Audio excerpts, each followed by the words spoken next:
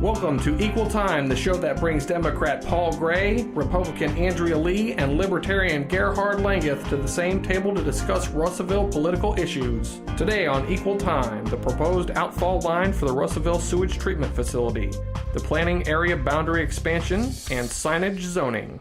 The first issue we're going to discuss this evening is the proposed outfall line for the Russellville sewage treatment facility. The outfall line will, if constructed, will go in about half a mile from the bridge and across from the Dardanelle Park. And so, see what you guys thought about this issue. Well, you know, it's real easy to talk about these things when they're in somebody else's backyard. When Russellville got awful upset when Dover wanted to put a sewer plant in our backyard, and I can understand why the folks in Dardanelle are concerned about what we're trying to do here. Absolutely. And one of the things, you know, Paul, when you and I came on the city council 2 or 3 years ago, that we discussed that was important to us was always being a good neighbor. And we have to address that in this situation with Dardanelle, in my opinion. I do appreciate that the discussion is still open and on the table. City Corps seems to be open and willing to work with the citizens of Dardanelle. And I, too, appreciate their concern about this. Well, there's going to be a public hearing on June 27th. They'll discuss this. But the issue I have, I would have to side with Russellville and City Corp on this one. The line, no one would ever see. And second, the water that comes out of the effluent looks something like this. And there's already effluent lines over there. Tyson treats their sewage and dumps it not far from that very park, as does Tulsa and Wichita and Fort Smith, and everyone else to the west of us is putting their effluent in there. So I think City Corp needs to get out and do a public relations campaign and show people at Dardanelle what is going to be put in there. And the reason Russellville wants to do it is it'll save a lot of money for City Corp. My question for City Corporation and for the city would be, what would it cost to turn around and move this maybe 500 feet or 1,000 feet down the river so it's not across the river from their park? The simple fact is we do this all the time. We turn around and make rules and regulations that force people to spend money for curbs and gutters and other things that we think that need be done. And we never ask the homeowners or the business owners, well, do you think this is going to cost you too much money? I've never heard that question once. But now when it comes time for the city to spend money, all of a sudden it makes a big difference if we spend a little more money or a little less money. Why don't we be fair about this and at least look at the other alternatives? Now, my understanding is zoning is the next segment discussion here, Gerhard. You're kind of mixing it here. I agree. I appreciate that. My understanding is that they did consider different locations. And as Paul said, this was the most cost-effective consideration. And that's what they're going with. They're in it to keep our water prices down. Yeah, then right now we have to dump our water into Wig Creek, and it really does, the effluent has to be almost drinking water quality, and where the effluent, if you dump straight into the river, it will be, if you put up a cup of river water and a cup of Russellville effluent, the Russellville effluent is going to look a lot better than the river water. Well, and also, City Corps does not make any money on their sewage. Lose money. They lose money. That is, they absolutely, that is almost a giveaway. The simple fact is, the city council sets the rates.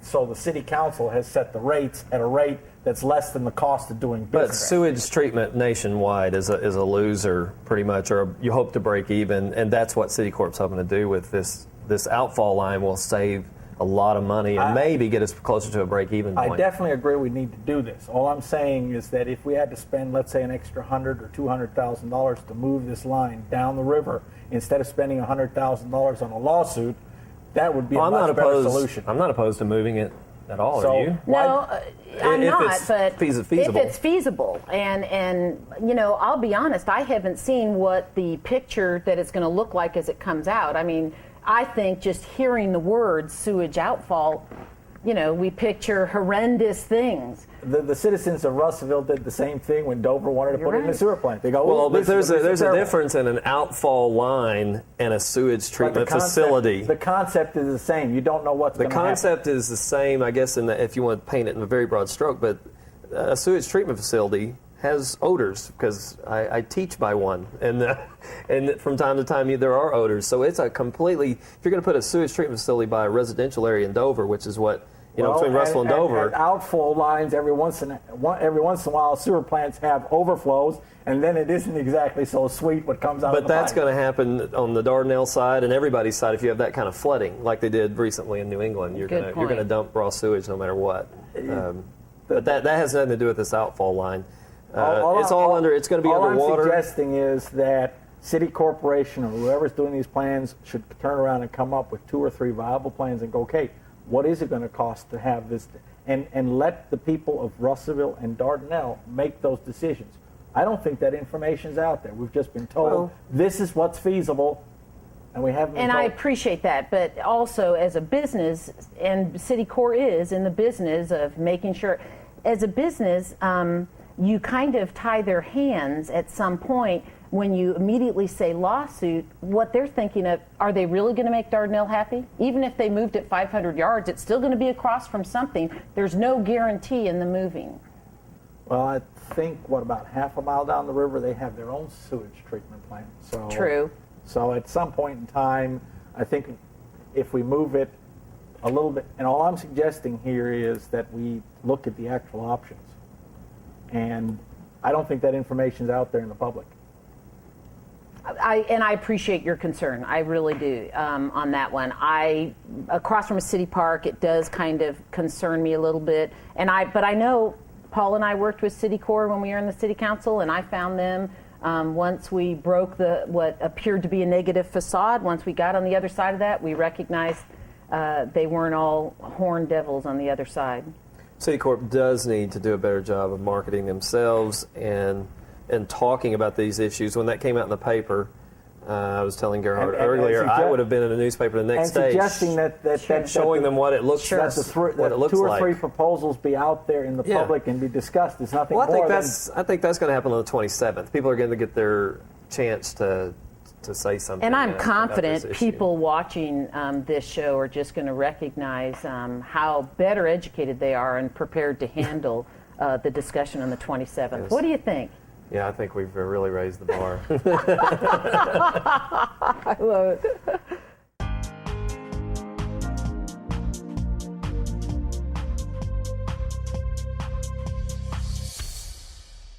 The city of Russellville is considering expanding the planning area boundary.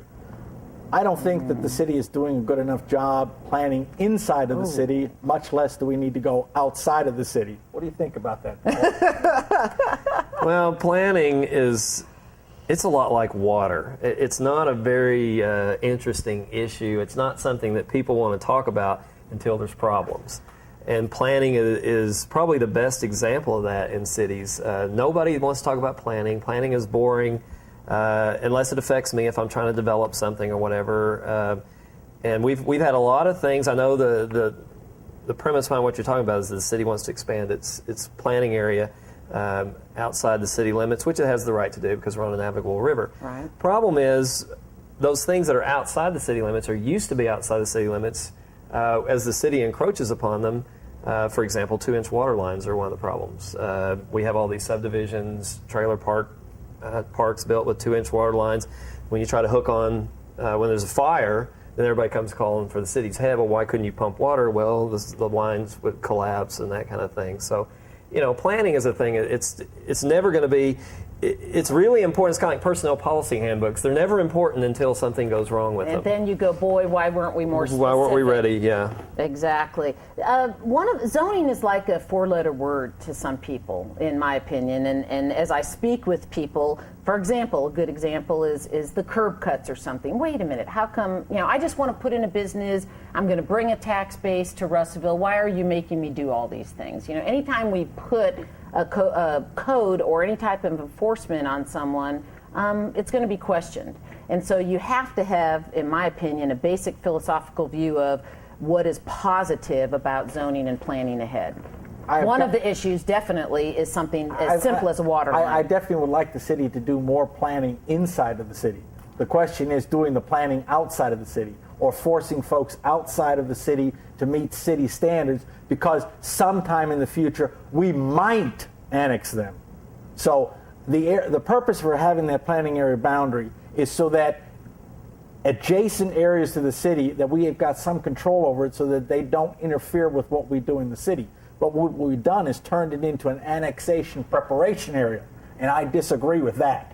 Okay, but we would all agree that this is not unique to Russellville. I was just reading about Sugar Land, Texas, and the problems they're having, for example. Give me an example, a specific example, though, of what you're talking about that the city can do now as far as planning inside of its boundaries. I mean, the city is basically...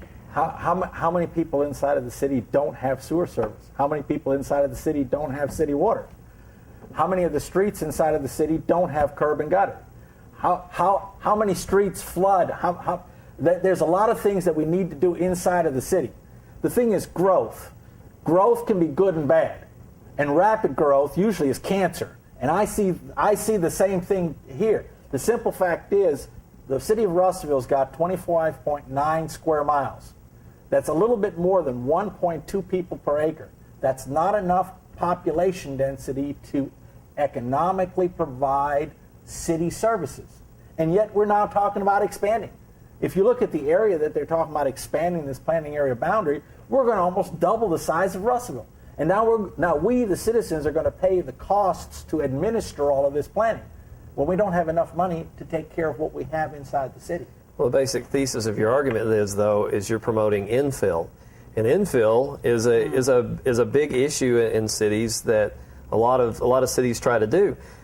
Problem is, if you regulate, you're going to tell a business owner that he now can't locate on a new interstate corridor because we're going to infill first, or what other hypothetically we want to do, because the location's not right. I mean, business is going to go, the market is going to go where the market wants to go, and if you're going to have to water lines. What you're saying is that the zoning and planning and all of these controls and regulations that we have in the city make it to where people don't want to live here, so they move outside, and then we don't have anybody who wants to live in the city, so we're going to make the city bigger to get those people out there who left back in here. But who pays the price? Why don't we just turn around and make it to where people want to live in the city? Who pays the price, though? You're talking about sprawl. They do sprawl because they can go outside, a developer can go outside the city limits. And do it cheaper. He can do it a lot cheaper.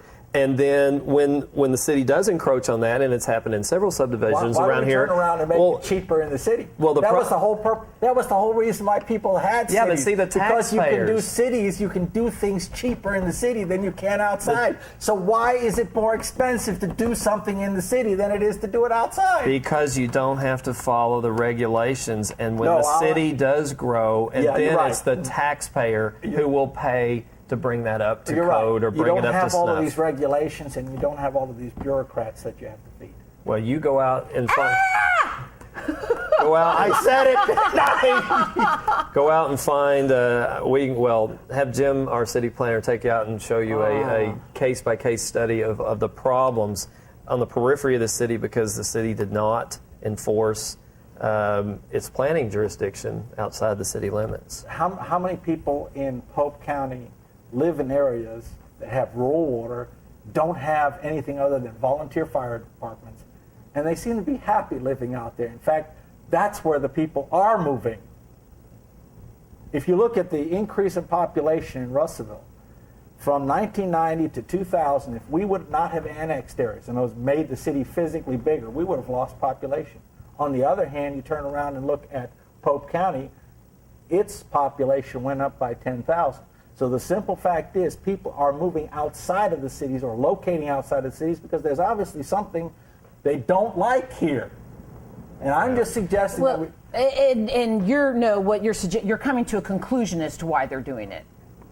Okay, so you're concluding and you're putting your opinion on why they're doing it and moving outside the city. First off, and that's a guess at why they're doing it. First, I look at it as raising kids in a sense, in that each child you have to approach and you have to look at. Maybe I'm talking about kids like PUDs.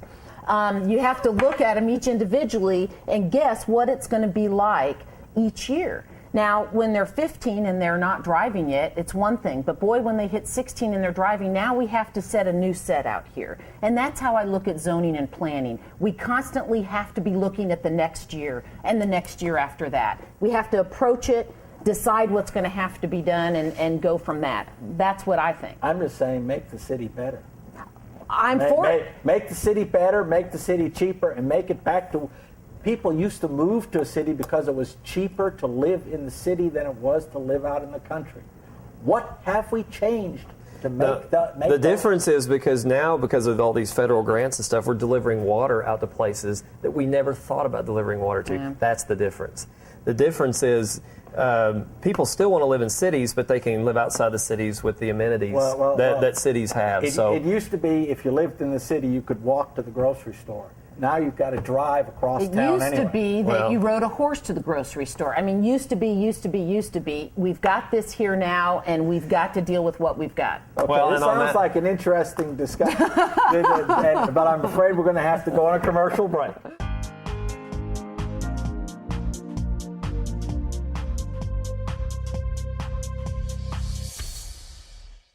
This segment, we're going to continue some of the zoning discussions we had last segment and bring in a few new ideas, such as signage.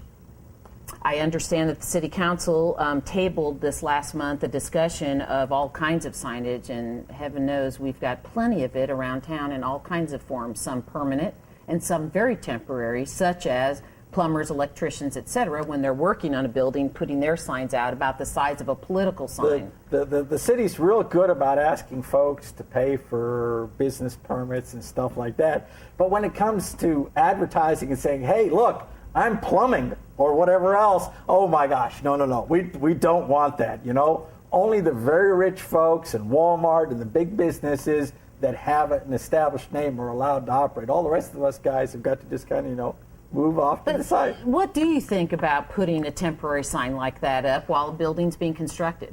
I think the whole thing with signage is the customer needs to decide. If the simple fact is if that signage disturbs folks, then don't patronize the person who put it up. That's the easiest way to deal with that. Well, I don't have a problem putting a sign up that says being plumbed by or whatever. I mean, if it stayed up 2 months after it was done, maybe. But signage, you talk about opening a can of worms. The city council will be opening one with this issue. If you I've traveled a lot, and there are towns who look much nicer because they have monument-style signs. They're low to the ground, and they're fairly uniform. Of course, there's a different advertisement, a different thing, but they do look a lot nicer. Ours is a kind of a sign jungle. Some are safety hazards, especially these portable signs. And I really think that's what this legislation may be aimed at is the portable signs because those get parked on corners. You can't see around them. True. They are unsightly. I mean, they're just not pretty things to look at. And that kind of goes back to our last segment discussing about planning. Again, thinking for the future. I want to say it was about 18 years ago, a friend of mine, Kim Bradley, went before the city council at that time concerned about the temporary signs, concerned about the aesthetics, concerned about the safety. The closer they get to the corner, you cannot see around them depending on the height of your car. And at that time was kind of sent home with their tail between her legs. And here we are 18 years later, and we've got a city council discussing the same thing. It goes back to let's think ahead. What I see happening is that we keep on making new laws because the old ones don't work. One of the discussions we don't have any signage I was just going to say one of the discussions was about people putting up signs for yard sales and things like that on street signs, on utility poles. That's against the law. But you know what? It's also dangerous. It's also dangerous. But somehow we don't seem to be able to enforce those laws. And it was like, well, where do we go to, we don't know who put the sign up. Well, okay, yard sale at so-and-so. You know where it came from. Well, so what's the problem with enforcing it? Well, time, money, personnel. And at what point do we police each other as a community? Say, hey, guy, I saw you got a sign up there, I understand. What I'm getting at here is, obviously, making new laws doesn't necessarily solve the problem. Yeah, but if we want the community to take care of it, then why do we need a new law? Let's get back to portable signs. I mean, the name portable signs, temporary, portable, and that's the problem. A lot of them are not portable or temporary anymore. They stay there and they stay there and they stay there. And I know that when the city council's brought this up in the past, that's been sort of the aim, is let's get the portable and the temporary part out of it. It's either, you're either going to put a permanent sign out there. It's fine if you're having a sale or, but put a reasonable limitation on that. I don't think that's too much to ask. As far as the plumber signs and that, I don't think anybody, I've never heard of anybody having a real problem with that, unless they just stay up for months and months after the job's done. I think that's the key. It's while the job's being done. Sure, it's basically a pride of their business, and I can respect that. One thing I would suggest, we ask folks who do business in the city to have a business permit. Why the city's webpage can't have a link to all of those businesses and say, hey, this is a Russellville business. That would be advertising. The simple fact I proposed that very thing when I was on the council. Radical concept. You see how far that went. All I'm getting at is we make new laws to solve problems. The new laws don't solve the problems. We don't enforce them. We turn around and wait many years, and then we turn around and make more laws that are equally going to be ineffective. Not always. Now, come on, you can't brush everything with that broad of a brush. But another example where I have a problem with these issues is similar to what you're discussing, and that is this old grandfather.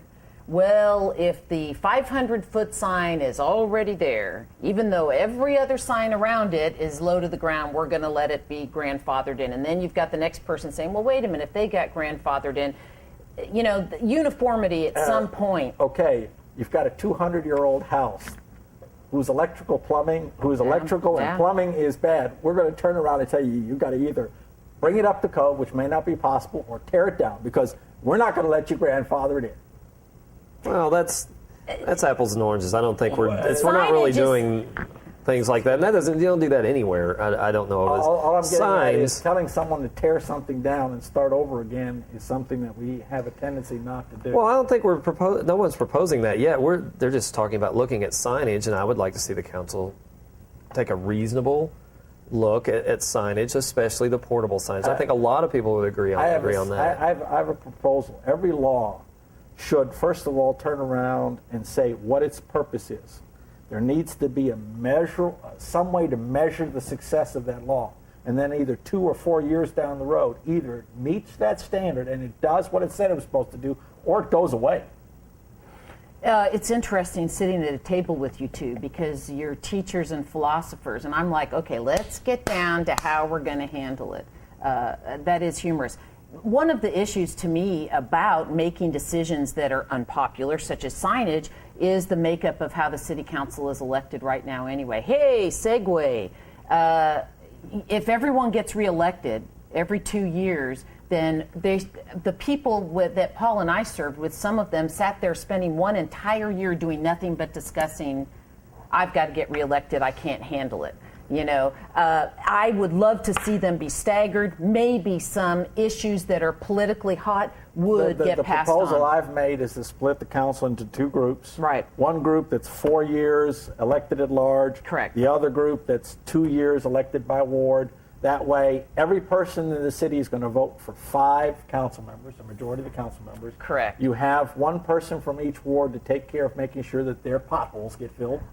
Right, but whichever way you go with, the important issue to me is let's stagger them so that the 8 people aren't spending a year of their time serving. Well, I won't say I did. I don't think I ever cared if I offended or made people happy, obviously. But they're spending a good deal of their time concerned about re-election. That'll be something we'll have to discuss next time. We have 3 more topics on Equal Time. Join us in 2 weeks for 3 fresh perspectives on these local issues. Polk County, wet, dry, or damp, and what to do about trash. Send your questions and comments for the Equal Time panel to equaltime@imcstudios.com. Please include your name and town.